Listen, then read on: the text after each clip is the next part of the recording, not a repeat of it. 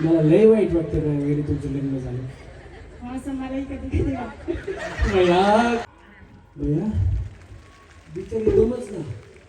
तुम्ही proper dancer असल्यासारखं dance करता. काय करता तुम्ही? लहानपणापासून नाचायची आवड आहे. भैया डान्सची नाहीये का? तेच ते. नाचायची आवड आहे.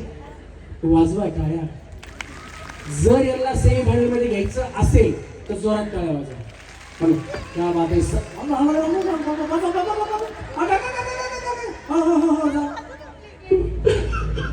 इतनी खुशी इतनी खुशी इतनी खुशी. वहिनी त्यांच्यासाठी तुम्ही आमच्या एवढ्या महिलांचा विचार केला सर. कोण करत नाही.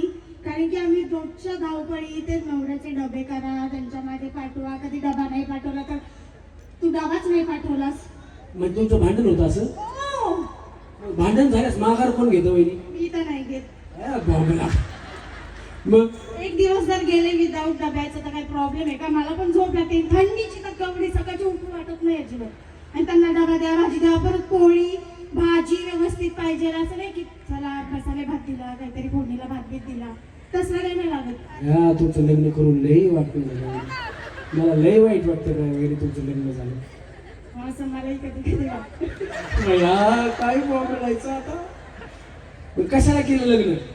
काय आता उतावळे उतावळी नवरा आणि गुडघ्याला बाशिंग असतं. उतावळी नवरी आणि गुडघ्याला बाशिंग.